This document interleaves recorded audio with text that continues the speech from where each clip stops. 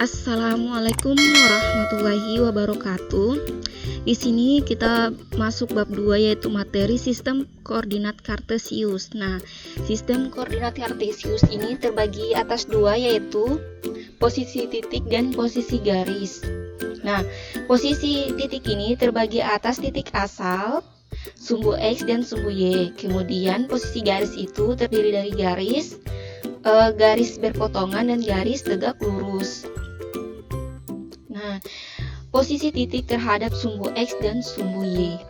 Koordinat kartesius digunakan untuk menentukan objek titik-titik pada suatu bidang dengan menggunakan dua bilangan yang biasa disebut dengan koordinat dan koordinat. Untuk mendefinisikan koordinat, diperlukan dua garis berarah tegak lurus satu sama lain yaitu sumbu X dan sumbu Y, dan panjang unit yang dibuat tanda-tanda pada kedua sumbu tersebut. Nah, ini adalah posisi titik terhadap sumbu X dan sumbu Y. Nah, ini adalah sumbu X dan sumbu Y. Nah, pertama-tama itu harus kita mengetahui dulu mana tuh titik A dan mana titik B dan seterusnya. Ini adalah titik A, ini titik B, ini titik C, ini titik D, dan ini titik E, ini titik F, ini titik G, ini titik H, dan ini titik I. Nah, misalnya posisi titik tersebut bagaimana cara kita menentukan titik-titik A, titik B, titik C, titik D, titik E, titik F, titik G, titik H, dan titik I. Kita misalkan ibu menggunakan titik terhadap suatu sumbu X dan sumbu Y. Misalnya sumbu X dan sumbu Y itu 3,3. Nah, berarti sumbu X-nya adalah 3 dan sumbu Y-nya adalah 3. Dihubungkan dengan 3. Dari X 3 dan Y 3. Nah, setelah dihubungkan ini, maka kita dapatkan titik A. Begitu juga dan titik B. Misalnya titik B itu adalah sumbu misalnya sumbu titik X dan sumbu Y adalah 6,5, yaitu sumbu X-nya itu 6 dan sumbu Y-nya adalah 5. Jadi dihubungkan 6 ke 5 sehingga kita dapatkan titik B. Kemudian titik C negatif 4,2. Nah, berarti sumbu X-nya adalah negatif 4 dan titik sumbu Y-nya adalah 2. Berarti dihubungkan 4 ke 2 sehingga kita dapatkan titik C. Kemudian titik D. Misalnya negatif 4. Nah, ini adalah sumbu X-nya adalah negatif 6 dan sumbu Y-nya adalah 4. Nah, kita hubungkan ke 4 sehingga kita dapatkan adalah titik D. Kemudian titik E.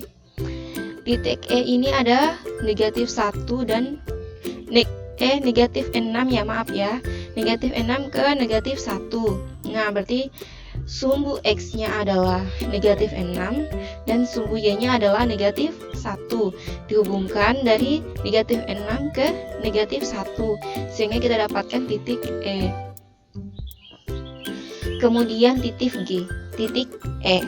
Nah, titik F ini ada negatif 5 dan negatif 4. Jadi sumbu X-nya itu adalah negatif 4.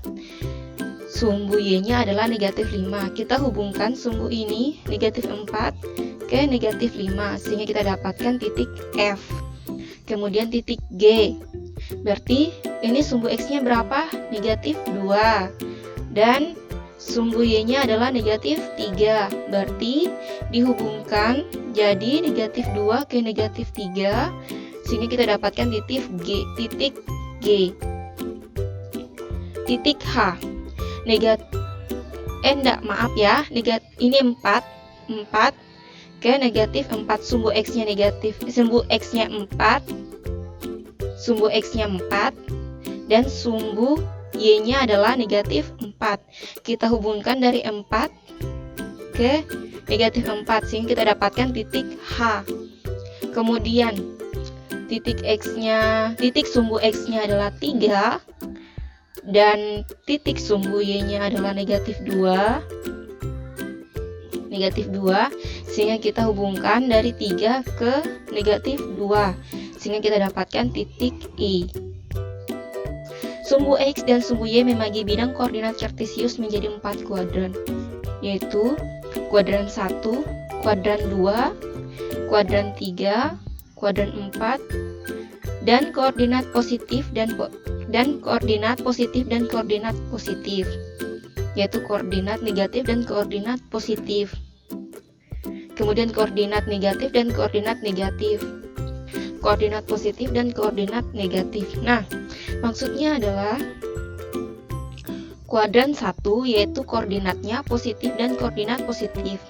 Sementara kuadran kedua yaitu koordinat negatif dan koordinat positif. Dan posisi kuadran ketiga yaitu kuadran negatif dan kuadran negatif. Kemudian kuadran keempat yaitu bidang koordinat positif dan koordinat negatif. Ini dia. Ini adalah sumbu X dan sumbu Y. Sumbu X dan sumbu Y. Kuadran 1 yaitu dimana sumbu X yaitu positif dan sumbu Y-nya adalah positif. Jadi kuadran positif dan positif. Kemudian kuadran kedua yaitu sumbu X dan sumbu Y-nya. Ya, berarti X-nya adalah negatif dan Y-nya adalah positif. Berarti kuadran positif dan kuadran kuadran negatif dan kuadran positif. Kemudian kuadran ketiga yaitu ada di kuadran negatif dan kuadran positif karena sumbu X-nya negatif dan sumbu Y-nya positif. Kemudian kuadran ketiga adalah X-nya positif dan kuadran Y-nya adalah negatif karena ini adalah sumbu Y dan sumbu X. Nah, ini adalah bidang koordinat kartesius terbagi menjadi 4 kuadran. Kedudukan titik terhadap titik asal 0,0. Nah, ini adalah titik asal dari 0,0. Misalnya nilainya A. Titik A, titik asalnya A, titik B, titik C, titik asal D, titik E, titik F, titik G, titik H, dan titik I. Ini titik asalnya. Titik asalnya dari A. Kenapa 0,0? Karena ini adalah nilai belum diketahui. Nah, misalnya sudah diketahui adalah nilai titik nolnya adalah X-nya misalnya 3 dan Y-nya ada 3, berarti kita tinggal hubungkan titik asalnya. Ini 3 nilai X-nya, kemudian nilai Y-nya juga adalah 3.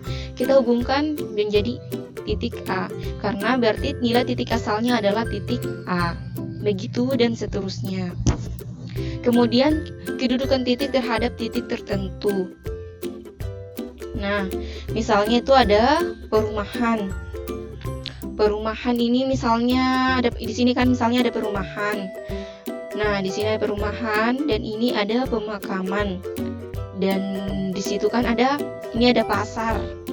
Nah, kemudian ada hutan, ada tenda 1, tenda 2, tenda 3, tenda 4, dan pos 1, pos 2. Nah, sedangkan pos utama adalah titik nolnya. Sekarang bagaimana kita bisa dapatkan posisi tempat tertentu? Nah, misalnya perumahan kita lihat sumbu X-nya tadi. Ini sumbu X-nya. Sumbu X-nya ada sumbu X-nya ada baris ke-6.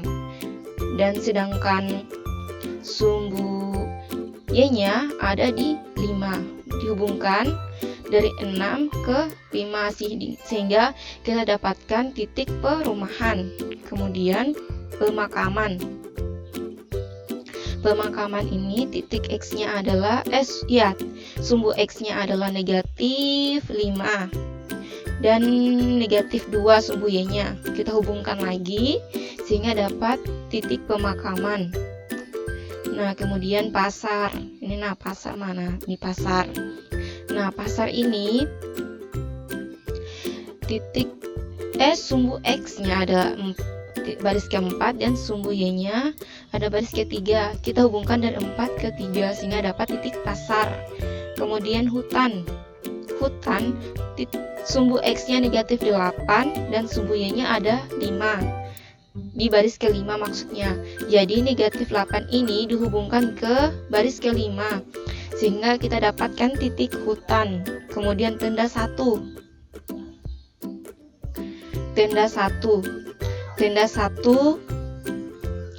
ini ada titik tenda 1 yaitu 2,0 karena tenda 1 berarti 2 dan ini adalah pos utama yaitu 0. Ini 0 itu adalah titik Y-nya 0, berarti X-nya adalah 2,0 sehingga kita dapatkan titik tenda satunya ada pas di baris X-nya karena 2,0. Kemudian titik tenda 2-nya. Titik tenda 2-nya ini ada di Y, di sumbu Y. Kenapa? Karena ini adalah sumbu X-nya 0 dan sumbu Y-nya 2, sehingga kita langsung aja gariskan sehingga kita dapatkan titik tenda 2. Kemudian pos 1. Pos 1 yaitu sumbu X-nya adalah 2 dan sumbu Y-nya adalah 5. Jadi kita hubungkan sumbu X-nya 2 ke sumbu Y-nya adalah 5 sehingga kita dapatkan titik pos 1. Kemudian pos 2. Pos 2 yaitu sumbu X-nya negatif 4 dan sumbu Y-nya ada di 4, sehingga negatif 4 ini kita hubungkan, maka kita dapatkan titik pos 2. Nah, ini adalah posisi tempat terhadap sumbu X dan sumbu Y yang tadi. Bisa diperhatikan dulu di mana kelanjutannya, di mana tadi itu 6 adalah satuan ke kanan dan 5 satuan ke atas. Bisa diperhatikan dulu, dipahami dulu.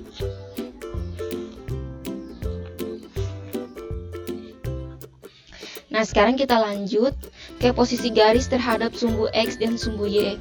Nah, perhatikan garis L dan garis M dan garis N pada koordinat kartesius di bawah ini terhadap sumbu X dan sumbu Y. Nah, ini adalah sumbu X-nya dan sumbu Y-nya. Nah, garis-garis ini adalah garis-garis yang sejajar. Ini adalah garis-garis yang sejajar. Garis-garis X ini, garis-garis L1, L2, L3 dan L4 ini adalah garis-garis yang sejajar dengan sumbu X. Lanjut. Dan ini adalah garis-garis yang sejajar dengan sumbu Y. Ini adalah M1, M2, M3, M4, garis M1, garis M2, garis M3, dan garis M4 ini merupakan garis-garis yang sejajar dengan sumbu Y. Ini sumbu Y. Sumbu Y sejajar kan sama garis M1, M2, M3, M4 ini sejajar dengan sumbu Y. Kemudian garis-garis yang tegak lurus.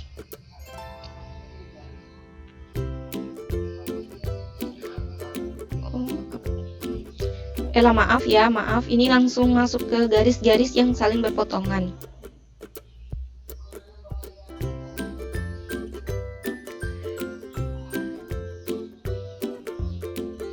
Nah, garis-garis yang berpotongan itu, ini adalah garis-garis yang berpotongan, saling tegak lurus. Nah, ini adalah N1 dan N2. Ini terdapat garis N1 dan garis N2. Nah, garis-garis yang memotong sumbu X dan sumbu Y. Ini misalnya garis N1. Garis N1 ini memotong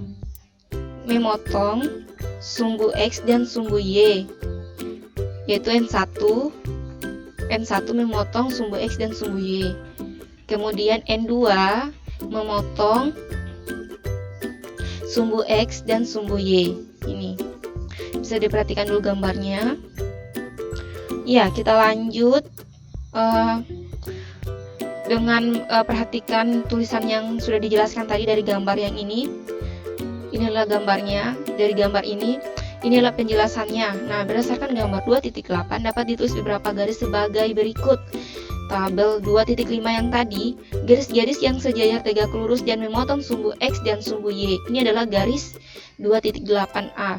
Garis-garis yang sejajar dengan sumbu X dan sumbu Y tadi adalah garis-garis yang sejajar dengan sumbu Y.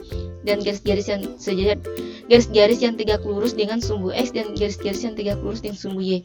Nah, ini garis-garis yang tegak lurus terhadap sumbu Y. Ini. Kemudian garis-garis yang memotong sumbu X dan sumbu Y.